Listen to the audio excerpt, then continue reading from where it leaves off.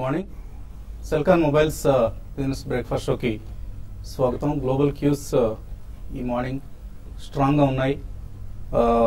Japanese index నికీ 115 పాయింట్ల లాభంతో trade అవుతుంది. సో ఒక గ్రేట్ వీకెండ్ను చూసాం మనం.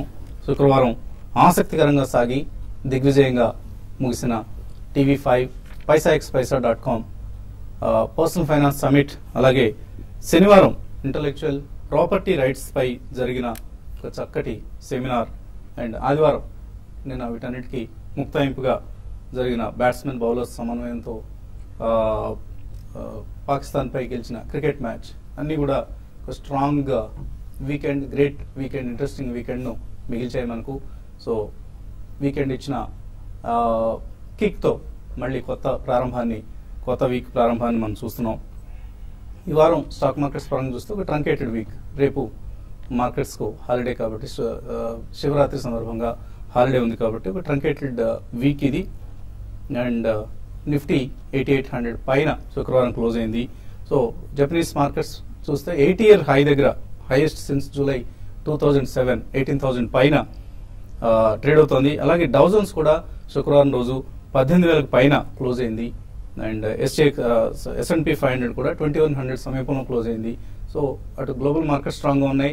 ఫ్రైడే రోజు ఇండియన్ మార్కెట్స్ స్ట్రాంగ్గా క్లోజ్ అయ్యాయి.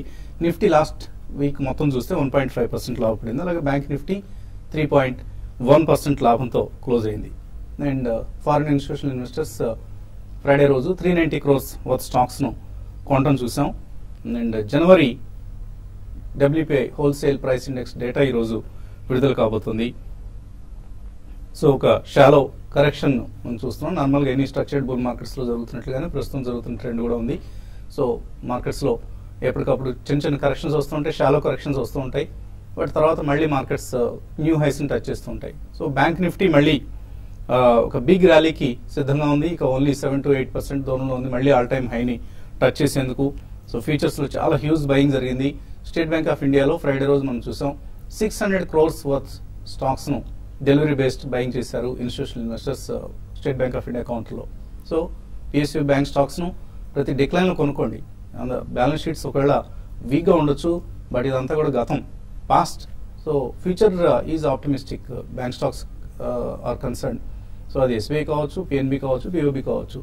డిక్లైన్స్ను ఆపర్చునిటీకి తీసుకుని కొనుక్కుంటే నెక్స్ట్ 3 to 4 quarters తర్వాత ఎక్స్ట్రాడినరీ రిజల్ట్స్ వస్తాయి. సో అటువంటి సమయానికి మనం సిద్ధంగా ఉండాలి. సో మేబీ గత బ్యాలెన్స్ షీట్స్ మిస్టేక్స్ని దృష్టిలో ఉంచుకొని వీటికి దూరంగా ఉండడం అయితే కరెక్ట్ కాదు. మేబీ షార్ట్ టర్మ్ వీక్నెస్ మనం చూసాం ఆ స్టాక్స్లో కూడా. అదొక మంచి ఆపర్చునిటీని ఇచ్చింది. అండ్ SBI బ్యాలెన్స్ షీట్ ఎప్పుడో క్లీన్ అయింది, లాస్ట్ 2-3 quarters ముందే క్లీన్ అయింది. ఆ పని ఇప్పుడు మిగతా బ్యాంక్స్ చేస్తున్నాయి. సో అది కొంత మనం గమనించాల్సిన అంశం. అండ్ ONGC నెంబర్స్ కూడా చాలా వీక్గా వచ్చాయి. లాస్ట్ వీకెండ్ మనకు చూసాం $35 to $37 రియలైజేషన్ వస్తుంది. గ్లోబల్ క్రూడ్ ప్రైసెస్ అరౌండ్ $58 ఉంటాయి. అంటే సబ్సిడీ బర్డెన్ చాలా ఎక్కువగా ఉంది. సో 2/3 అప్స్ట్రీమ్ కంపెనీస్ బేర్ చేస్తున్న పరిస్థితి సబ్సిడీని, 1/3 మాత్రమే ప్రభుత్వం బేర్ చేస్తుంది. అండ్ ఈ సబ్సిడీ ఫార్ములాలో మార్పులు రాబోతున్నాయి. సో ONGC షేర్ చాలా వీక్గా ఉంది. ONGCని మాత్రమే అవాయిడ్ చేయాలి. మరింత బేరిష్నెస్ ఈ స్టాక్లో మనం గమనించే అవకాశం కనిపిస్తుంది కాబట్టి. ఇక Suzlon Energy 23% stake Dilip Sanghvi and family, అంటే సన్ ఫార్మా ప్రమోటర్ దిలీప్ సాంఘవి ఫ్యామిలీ కొంటున్నారు. సో ఇది ఒక స్ట్రాటజిక్ స్టేక్గా భావిస్తున్నారు. ఓపెన్ ఆఫర్ వస్తుంది 18 rupees షేర్ ప్రైస్ దగ్గర. సో సుజలాన్లో కూడా మనం హైటెడ్ యాక్టివిటీ ఇవాళ చూడబోతున్నాం. It's one more interesting stock Suzlon energy. ఇలా స్టాక్ స్పెసిఫిక్ యాక్షన్తో పాటు ఇండెక్స్ పరంగా కూడా మనం పెద్ద మూవ్స్ చూసే అవకాశం కనిపిస్తుంది. ప్రీ బడ్జెట్ ర్యాలీకి మార్కెట్స్ సిద్ధమవుతున్నాయి. ఇది ప్రస్తుతం మనకు మార్కెట్స్ పరంగా కనిపిస్తుంటండి. ఇక మార్కెట్స్ పరిస్థితిపై మాట్లాడేందుకు అనలిస్ట్ మనతో సిద్ధంగా ఉన్నారు. సో ఒక గ్రేట్ వీకెండ్ తర్వాత మళ్ళీ ఇవాళ మార్కెట్స్ ఫ్లాట్ గా ప్రారంభమైనట్లు కనిపిస్తున్నాయి. ట్రెండ్ చూస్తే SGX నిఫ్టీ బట్టి చూస్తే. బట్ ఈ వీక్ ఎలా స్పాన్ అవుట్ అవుతుంది అనుకుంటున్నారు ట్రేడింగ్? అంటే బేసికలీ మనకి లాస్ట్ వీక్ లో కూడా కొన్ని లాస్ట్ రౌండ్ ఆఫ్ రిజల్ట్స్ వచ్చాయండి. సో ఎక్కడైతే మనకి రిజల్ట్స్ కొద్దిగా స్ట్రాంగ్ నెంబర్స్ పోస్ట్ చేశారో I think they will be lot of activity in those stocks. But overall గా ఐ థింక్ మార్కెట్ లో బుల్స్ హావ్ అప్పర్ హ్యాండ్ అనే చెప్పాలండి. ఎక్కడ చిన్న వీక్నెస్ కనిపించినా కానీ వాళ్ళు చాలా స్ట్రాంగ్ గా బయింగ్ అనేది చేస్తున్నారు. Value based buying that can be in medium small cap stocks or even front line stocks. So ఇటువంటివి మనం గమనిస్తే మాత్రం I think one should definitely buy into strong numbers. ఎవరైతే పోస్ట్ చేస్తారో అటువంటివి తప్పకుండా మనం ఫస్ట్ ప్రైస్ పాయింట్ లో కొనాలండి. ప్రాబ్లీ మేజర్ రిస్క్ తీసుకోదలుచుకునే వాళ్ళు they can wait for another maybe 10 days. మనకి ఎట్లాగో బడ్జెట్ వీఆర్ నియరింగ్ బడ్జెట్ కాబట్టి I think one can wait అండి. Bulk money big money commit చేయాలంటే ఒక డెఫినెటివ్ ట్రెండ్ అనేది పోస్ట్ బడ్జెట్ అనేది మనకి నెలకొల్తుంది. సో ఈ కారణం మూలాన I think some of the numbers ఇప్పుడు మీరు మెన్షన్ చేశారండి, banks actually when the market is following or when a sector is following, future is definitely going to go kabatti you made a right point and one should definitely buy selectively into public sector banks with at least a 1 or 2 years view. So ఒకసారి కాకుండా 2-3 price points లాతే best SIP mode ద్వారా next 6 months to 12 months చేసుకుంటే కూడా మంచి gains వచ్చే అవకాశం ఉంది. అందులో definitely state bank is a joint and it has posted very good numbers. Credit of take అనేది చాలా స్ట్రాంగ్ నెంబర్స్ చూపించారండి వాళ్ళు. రీటైల్ గ్రోత్ 20%, ఇతరత్ర వేరే growth other than retail 20% growth చూపించారు, which is absolutely very good number. So ఇలా మనం చూసుకుంటే credit of take పెరుగుతోందనే అంచనాలు మనకి డెఫినెట్లీ చేకూరుతున్నాయి. సో ఇవన్నీ మనం తీసుకుంటే హోల్సమ్ గా I think definitely next quarter నుంచి things should be extremely good in public sector banks also.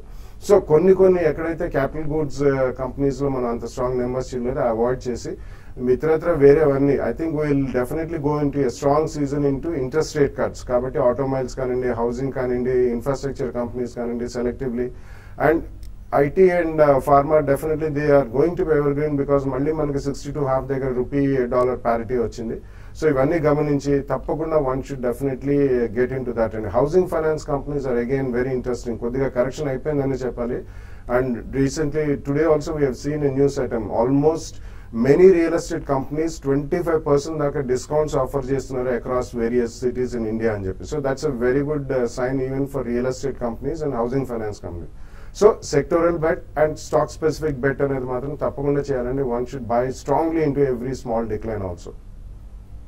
So traders ఎటువంటి సలహా ఇస్తారు ఈ వీక్ ట్రేడింగ్ సంబంధించి? అంటే ఈ వీక్ ట్రేడింగ్ సంబంధించి లాంగ్ పొజిషన్స్ ఏవైతే ఉన్నాయో అవన్నీ కూడా క్యారీ చేసుకోమంటాను. At the same time stop loss కూడా ఈ లెవెల్లో మెయింటైన్ చేయమంటాను. ఎందుకంటే మార్కెట్ చూసాము ఎఫ్ఐ పార్టిసిపేషన్ లేకుండా దగ్గరగా మనకి 300 పాయింట్స్ పెరగడం చూసాము. అయితే ఇది మనకి ఒక పాజిటివ్ అంశము. గత కొన్ని రోజులుగా చూస్తుంటే ఎఫ్ఐ బై చేస్తేనే మార్కెట్ పెరుగుతుంది, ఎఫ్ఐ సెల్లింగ్ వస్తే మార్కెట్లో కరెక్షన్ చూస్తున్నాము.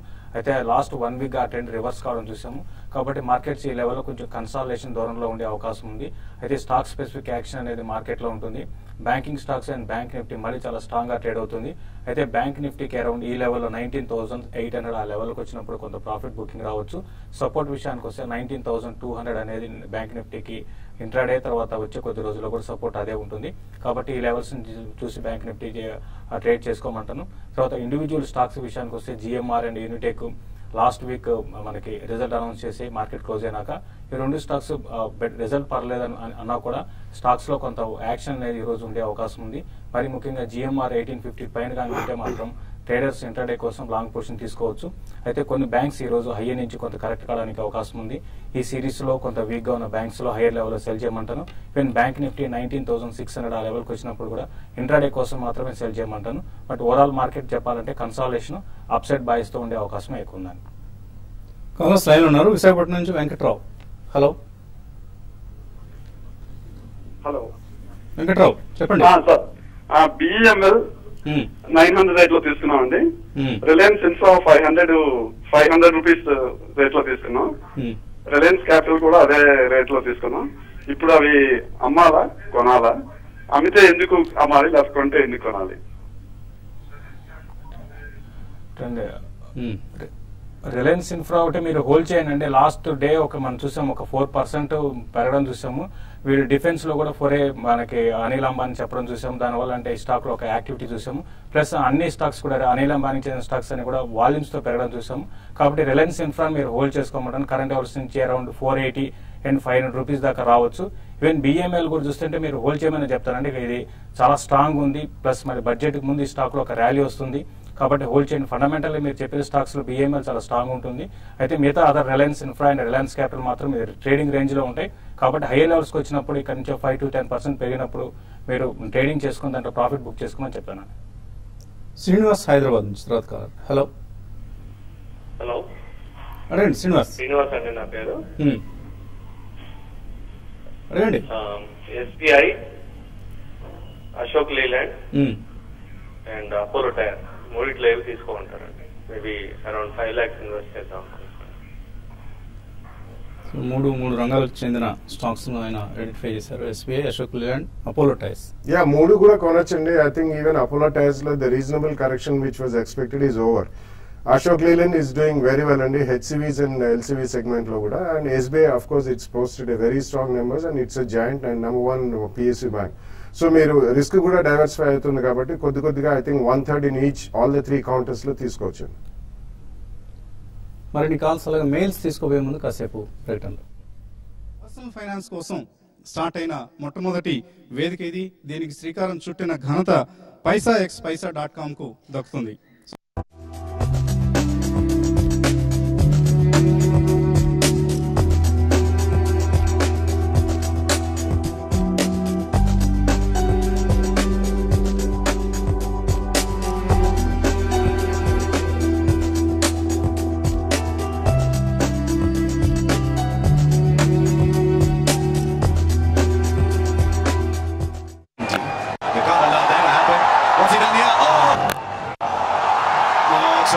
Safe, it's over mid on that. He's got it, he's got to be a match turning event. Was doing great.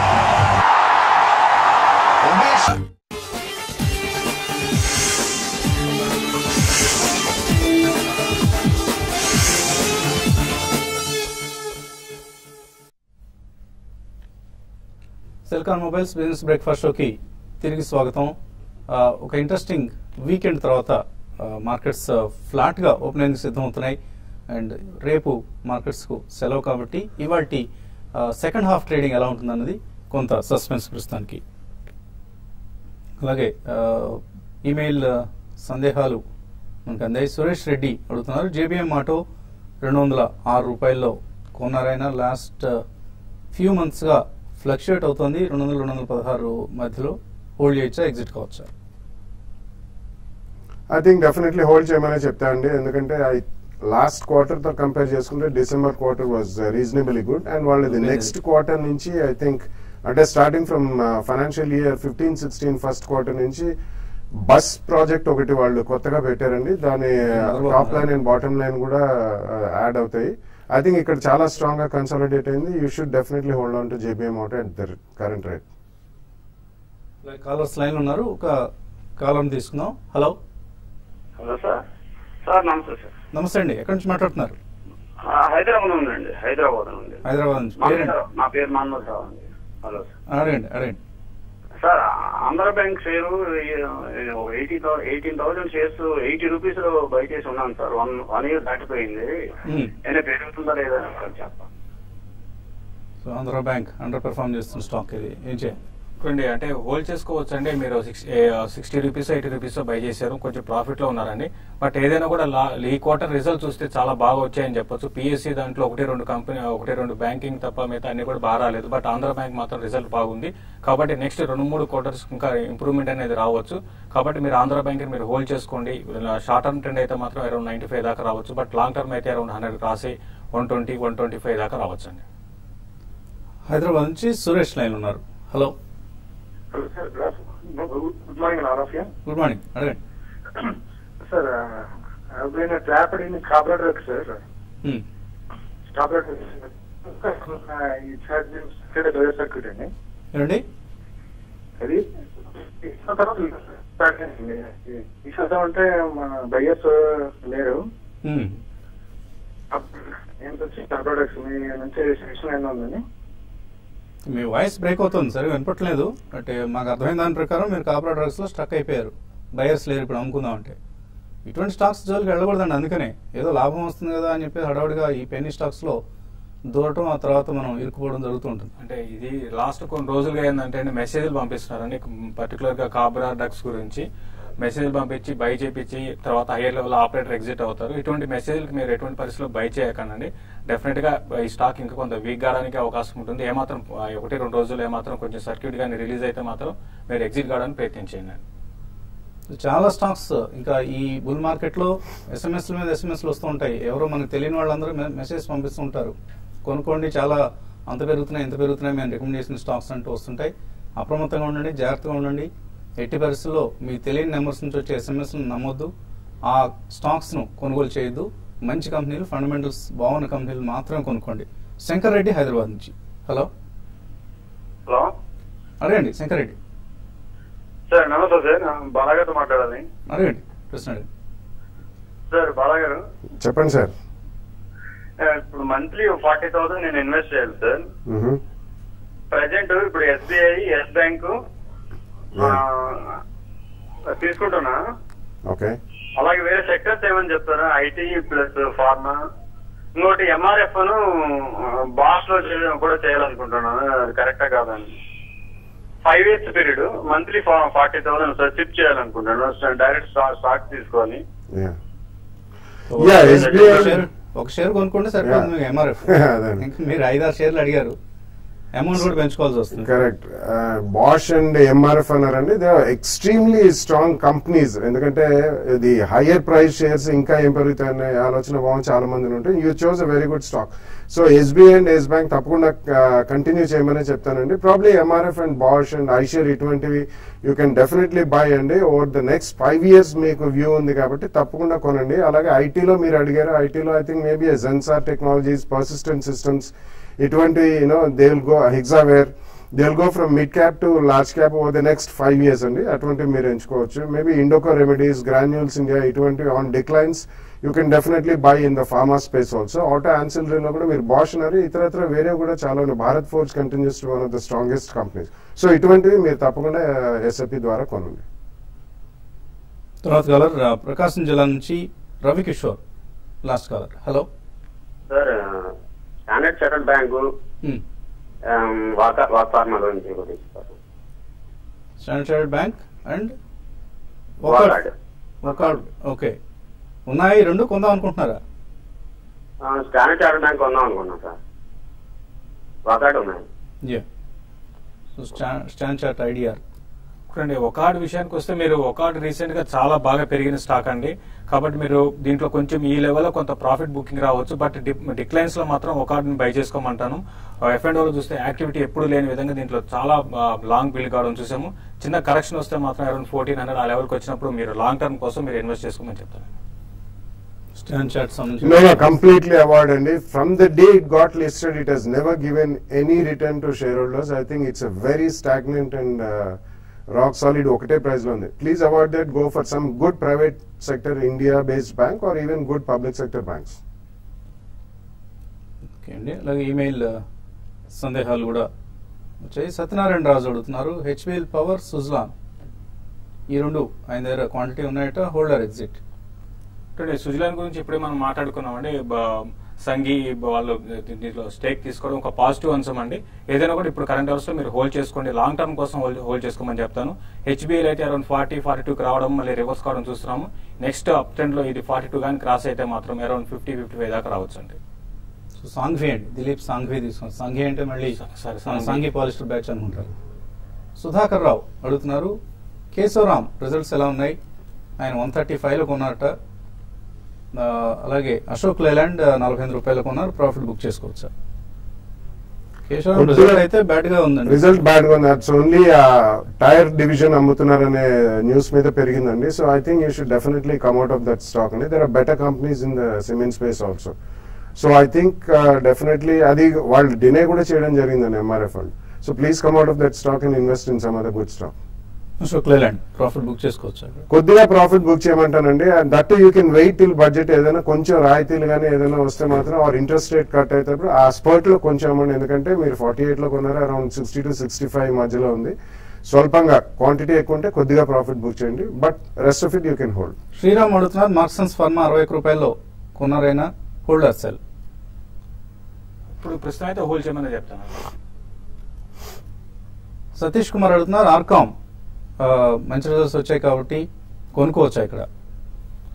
RCom విషయానికి వస్తే బాగా బీట్ డౌన్ స్టాక్ అండి. మీరు కరెంట్ అవర్స్ లో ఒక ట్రేడింగ్ బౌన్స్ బ్యాక్ అయితే ఈ స్టాక్ లో ఎక్స్పెక్ట్ చేయొచ్చు. మీరు ట్రేడింగ్ పరంగా అయితే ఇక్కడ కొనుక్కొని అరౌండ్ 85 to 90 ఆ లెవెల్లో ఎగ్జిట్ కమని చెప్తాను. జానపాటి వినీల్ కుమార్ అడుగుతున్నారు, టెక్ మహీంద్రా కొన్నారట 800 రూపాయల్లో, ఏం చేయాలి? You should definitely hold on. It's quoting come bonus and future is also very bright. Hold on. Ravivarma Axis Bank 650 call తీస్తున్నారు, ప్రీమియం బాగా తగ్గిపోయింది, ఏం చేయాలి ఇప్పుడు? లాస్ట్ కొన్ని రోజులుగా బ్యాంకింగ్ స్టాక్స్ లో కరెక్షన్ అయిపోయిందని చెప్పొచ్చు అండి. అయితే లాస్ట్ డే ట్రేడింగ్ లో కొంత మిగతా బ్యాంక్స్ పెరిగితే ఇది హై నుంచి కొంత కరెక్ట్ కావడం చూసాము. మీరు హోల్డ్ చేయండి, 1-2 రోజుల్లో 580 పైన సస్టైన్ కాగలిగితే 590 దాకా రావచ్చు.